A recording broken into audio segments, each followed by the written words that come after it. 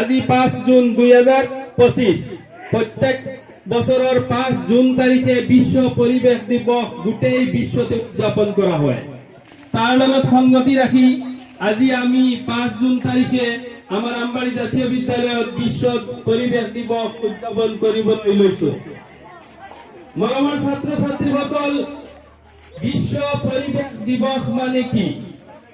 আমার পরিবেশ বলে তোমালোকে কি বুঝা? যে আমার পরিবেশ বলে আমি আর আমার চাৰিওফালে থকা জীৱিত জীৱ আৰু জড় সকলোকে লৈ পৰিবেশ বুলি কোৱা হয়। এই পৰিবেশৰ আমি জীৱখিনি জীয়াই থাকিবলৈ হলে আমাৰ কিছুমান পদাৰ্থ অপৰিহাৰ্য। সেইখিনি পৰিবেশ ৰক্ষা কৰিবলৈ হলে এই বিশ্ব পৰিবেশ দিৱসত আমি বিশেষকৈ বৃক্ষৰোপণ কাৰ্যসূচী হাতত লওঁ। কাৰণ বৃক্ষ মানে গছ, উদ্ভিদে পৰিবেশ বিনষ্ট হোৱাৰ পৰা ৰক্ষা কৰে। কাৰণ আমি আমাৰ জীয়াই থাকিবলৈ আটাইতকৈ মৌলিক যিখিনি বস্তু সেইখিনি আমাক উদ্ভিদে বা গছে।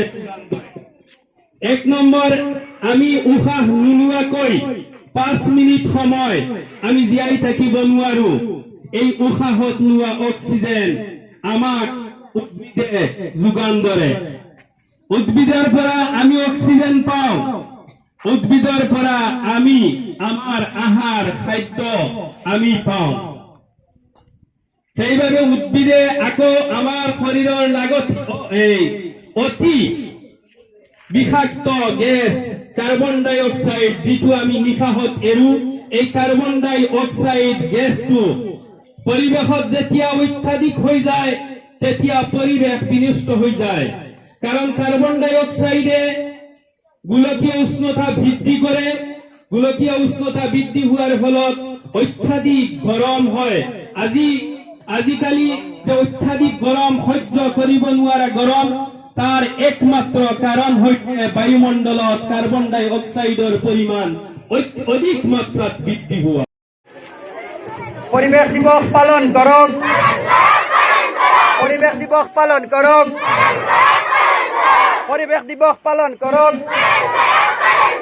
প্লাস্টিক বর্জন করক। প্লাস্টিক বর্জন করক।